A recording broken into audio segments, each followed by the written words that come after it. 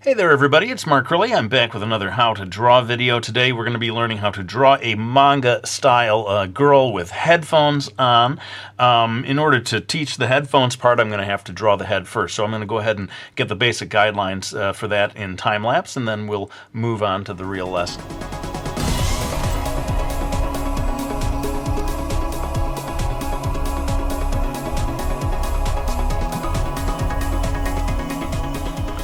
Alright, so I've got the basic guidelines in place for this female character's head, and we're going to start doing the basic guidelines of the headphones now. I want you to look at this little line that I've placed here over to the left of this eye, and pay a little bit of attention to the space, the little gap that I've left there, because that line is telling me where to begin drawing the headphones. Now, the headphones that I'm chosen to do for this video are kind of retro style, you know, extra large headphones over on my Facebook page, facebook.com/MarkCurleyOfficial.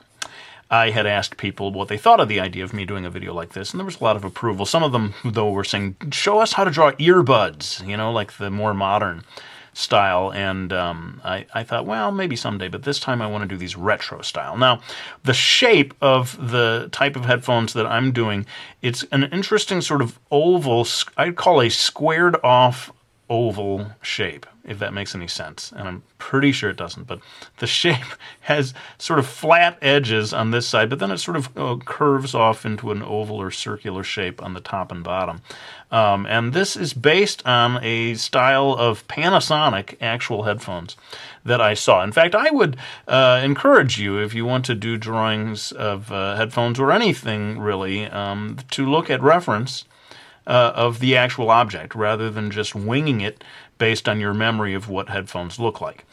This is what professional illustrators do all the time. I looked at a photograph of these Panasonic, like I said, headphones, and I saw that this thing down here that's connected to the headphone is quite low in their design, lower than I would have imagined it up here, right? But it's down here.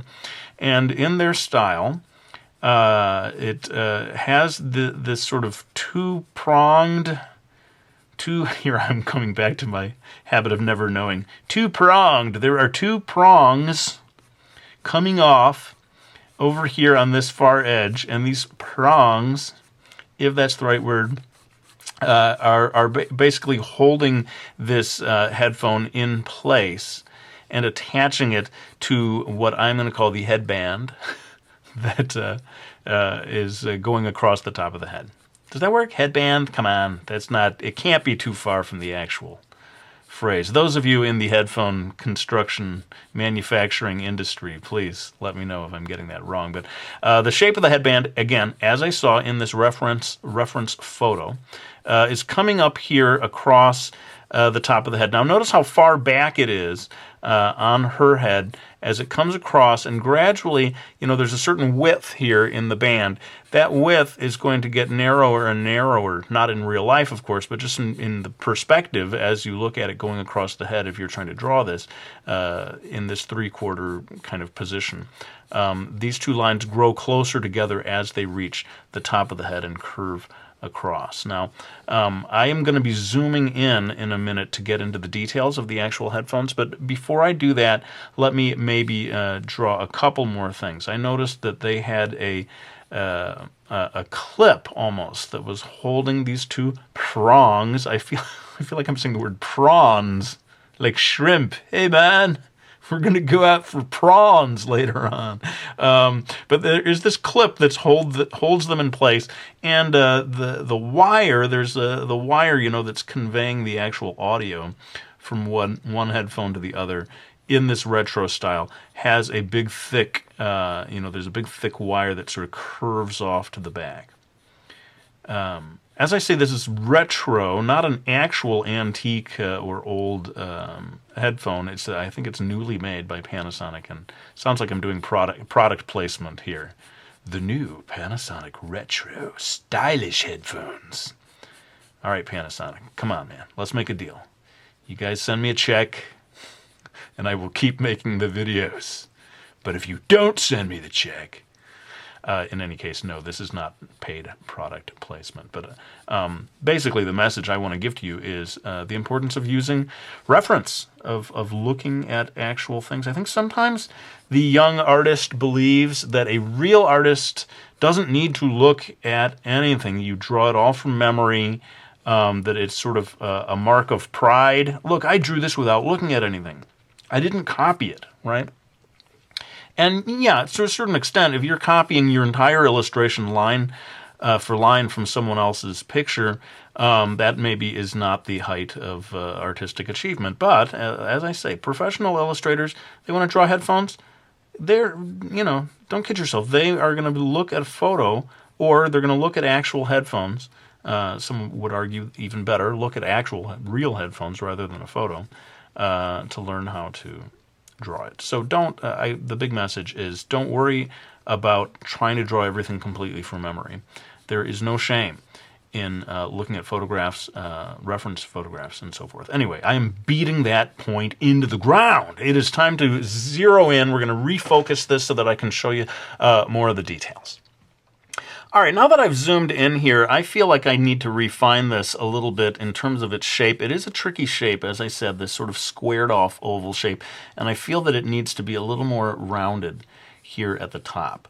I sort of joke about people having this idea that I never erase, but I think it is good for you to see the sort of refining process of, hey, this doesn't look that good to me.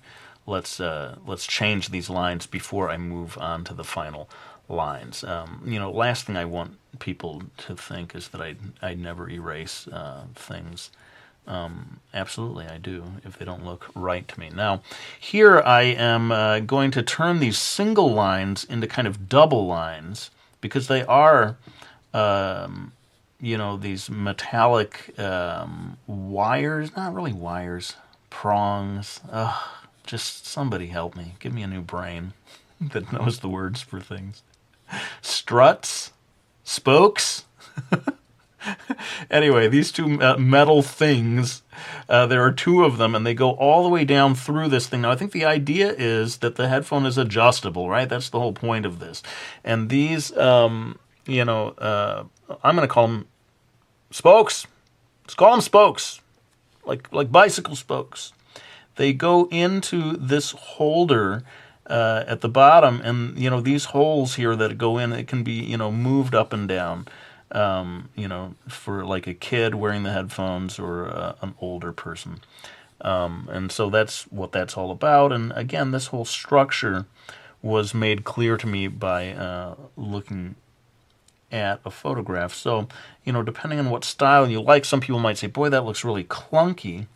To me, I want to draw a character that's wearing more lightweight headphones. Well, again, pick up or check out a photo. Conveniently, a lot of times a manga character's head is in a 3/4 view like this. Well, happily, when the people create the photographs for displaying or showing their headphones, they tend to present them to you in this 3/4 point of view, which makes it real easy for looking at that and sort of drawing it on the head of your character. Indeed, you could probably find photos of an actual person wearing. The tricky thing is when you do this in a manga character's face, you're trying to adjust the reality of actual headphones onto the somewhat cartoony proportions of a manga character's face. You may need to adjust, it seems to me, from looking at a photo of a real model. And then, of course, you're going to be able to find even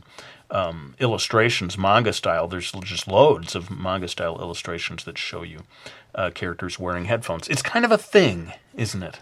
This girl wearing headphones thing. There's something sort of attractive about it, and it seems like every manga illustrator likes to sort of present their variation on it, and that's partly why I wanted to do this video. Also, I love music, and I think many of my viewers here on YouTube love music as well.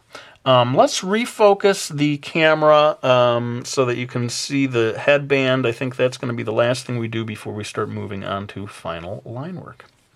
All right, so there's not so much to say about this. All I'm going to really do is add a sort of double line at the edge of this headband thing. To me, that just sort of adds structure to it. The Panasonic people, for whatever reason, have a sort of piece of metal here or whatever that adds an extra detail to that little edge of the headband. And when it comes to shading, I think you're going to see me adding a lot of shading that's going in a sort of horizontal direction. The reason I'm going to do that is, and I learned this from classical drawing training, is that so a lot of times when you're shading something in, you should have the lines go in the direction that you're trying to make feel more solid, if that makes sense. If I drew a whole bunch of lines that were going diagonally like this, it would tend to just flatten it out. Whereas if you imagine the surface, it kind of going left to right, the structure that's underpinning this thing, having your lines follow that. Right, and even to the point where I have this idea of curving them a little. Do you see what I'm doing here? Sort of curving them as they reach the end. This sort of helps to convey that form. And this is one of these things that goes beyond how to draw headphones to sort of just how to draw anything in general. Think about the form that you're trying to convey, and if you are going to shade in or put lines on something, have those lines helping to convey that form. Well, I think it is time to move on to the final line work that I always do with my trusty black Prismacolor. What pencil is that? It is the trusty black Prismacolor. Oh, if only that were product placement. Man, I would be just rolling in dough by now. Anybody connected to the Prismacolor people, just, come on, put in a good word for me. In any case, let's go ahead and finish up the line work, add the shading, and I'll be back with some final words.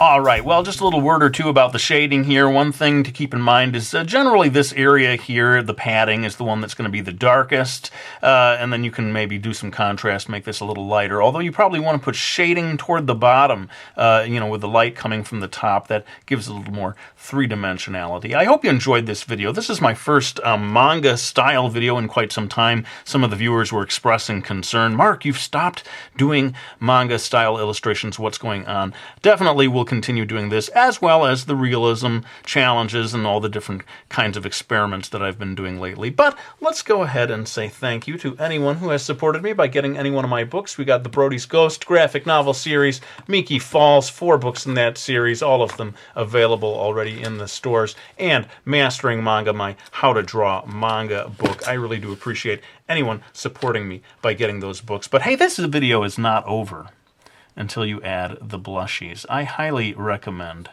adding the blushies, because if you don't, your YouTube viewers may rise up against you. So for your own personal safety, I think you really ought to do it. But let's lay down this pencil.